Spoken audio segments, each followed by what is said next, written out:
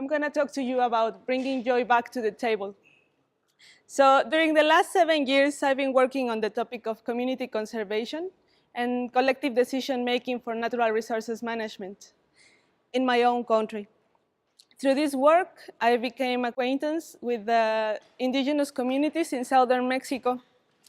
And in my own experience, the governance structures of the state and the protected areas approaches there are still far away from being respectful to local governance structures and to really support and engage with local communities in order to achieve environmental justice, I would say. So through this closeness to communities and indigenous communities there, I could realize that local, rural, and indigenous communities are facing more urgent needs and very diverse struggles every day, much more than capturing CO2 for a faraway country somewhere in a place they can hardly imagine.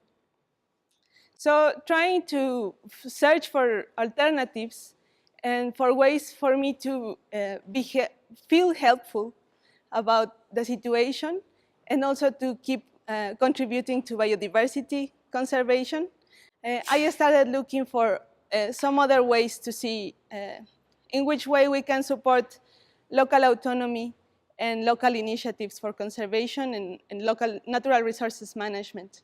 So I became to the understanding that in order to support local autonomy, food sovereignty is fundamental. But why does food matter other than surviving?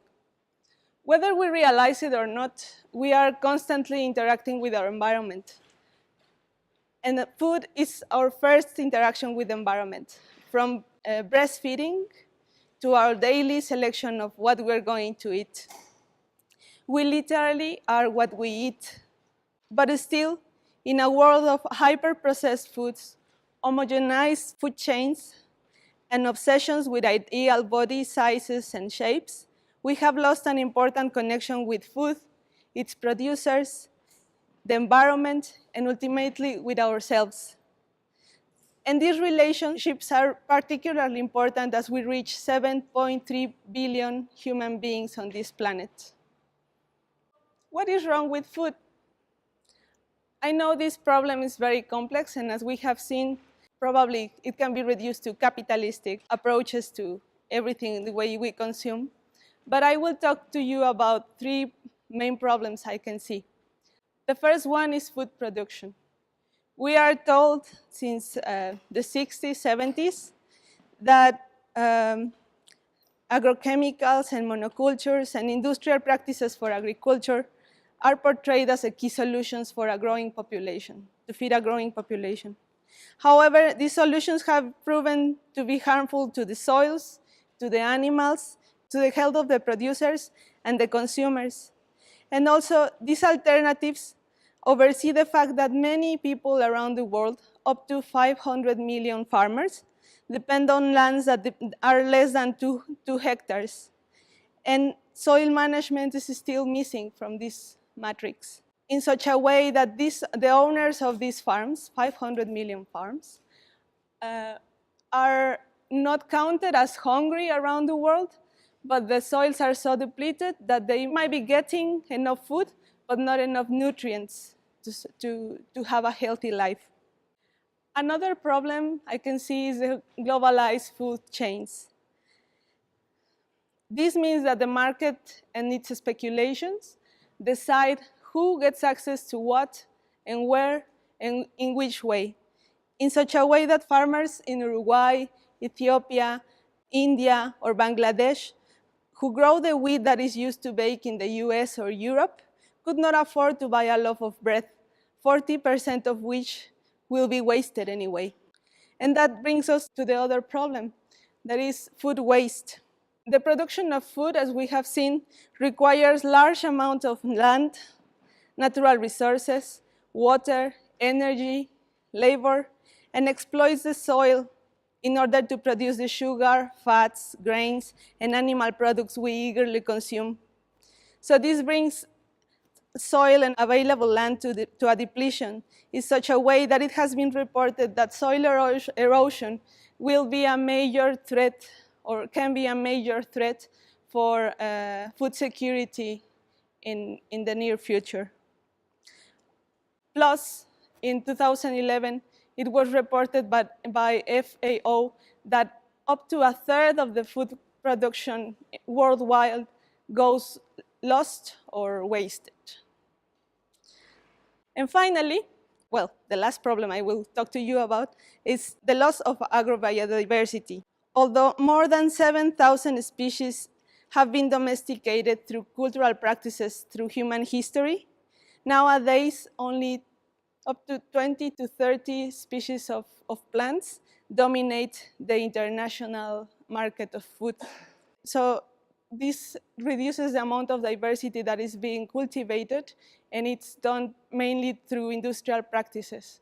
This has diminishing effects for biodiversity in general, and also diminishes our relationship to food in such a way that we have grown to believe that what is important in food is the amount of calories we get, and not how diverse it is and how nutritious it can be for us. So there is something wrong in the food system. People who produce food cannot afford to buy. People who can afford to buy waste a lot. And this is to the expense of natural resources and the habitat of many other species that we share the planet with. This is a graphic about the amount of land that has been modified for agriculture, and it's 10% less than what we have of primary forest around the world. So this tells us about the dimension of the problem that we're facing. So if we are really engaging in biodiversity conservation, we may as well focus in these pieces of land that have been also modified for agriculture. And then I'm going down a bit on a scope to Mexico. In Mexico, as in many other places with indigenous and rural populations, we have been presented that the solution to feed a growing population is industrial agriculture, lately GMOs. And so we can increase the yields and produce hyper-processed foods with a lot of sugar, a lot of flavor enhancers, and also with fats, modified fats as well, that increase health problems more than anything else. Also, thanks to the North American Free Trade Agreement with the US and Canada and other cultural factors, Mexico is sadly one of the biggest consumers of Coca-Cola and processed food per capita in the world. Hence, it is not a surprise that we have a crisis on child obesity and diabetes, especially amongst indigenous people. As we have seen, these complex problems have sources that go beyond our borders and have many different ways to tackle it.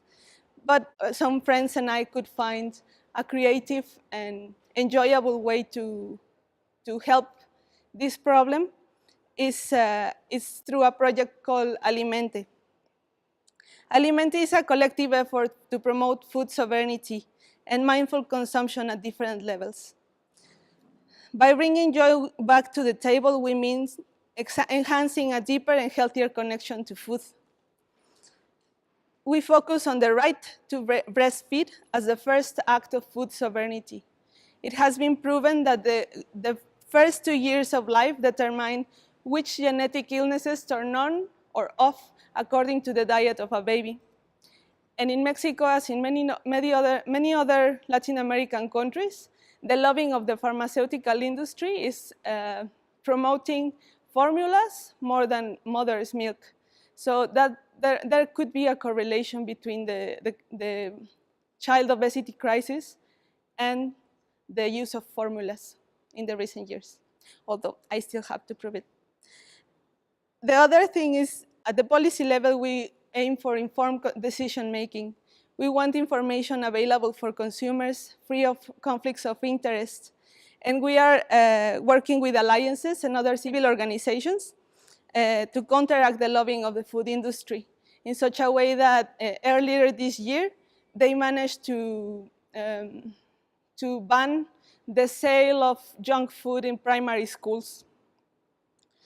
And since local sovereignty is my particular interest, and it's about what we grow and what we choose to consume, we also look at recovery of local varieties of seeds, practices, and recipes in order to reestablish the link between consumers, food, and local producers, supporting local markets, nurseries, and waste reduction. This is a photo about the crisis we have for diabetes, no? And these moms, not knowing what they are doing, are giving Coca-Cola to their children, no? Just enhancing obesity. So for local producers and local communities, we aim to promote culturally important practices related to food and recovery of traditional and diverse crops, diets, and recipes related to local identities.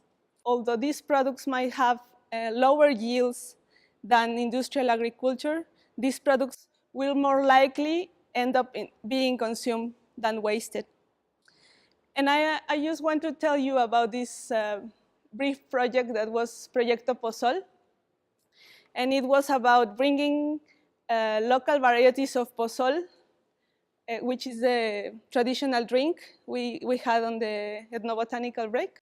And we brought it to a high school where this was presented as an alternative to sugar drinks to the youth. And Jamie Oliver happened to be around Chiapas at that stage, and he was like really excited to join. So he came, and everybody had a great time, no? Like the youth could taste the different varieties of pozol and the effects of Coca-Cola and other sugary drinks were distributed there. So everybody could know that there are other options and that eating traditional food is also cool. Through this project, what we aim is to enhance this local sovereignty, to promote informed decision-making by consumers. And also, just to wrap up, I would like to leave you with 3 points that I think we can do as individuals to support local sovereignty and food diversity. And the first of all would be to count colors and shapes instead of calories. It has been proven that different colors have different nutrients as well, and it also has a positive effect in our moods. Also, as we have been doing here, cooking and eating together increases our relationship to food and also increases our good mood. It has been related to lower rates of obesity and eating disorders.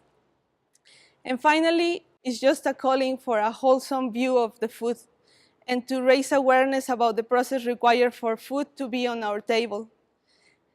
Through this talk, I hope I have shown you that food is such an important part of our lives, and how we choose to feed ourselves has a direct impact in the world that we live in. So if we want to change the world, our plates are a good place to start. Thank you.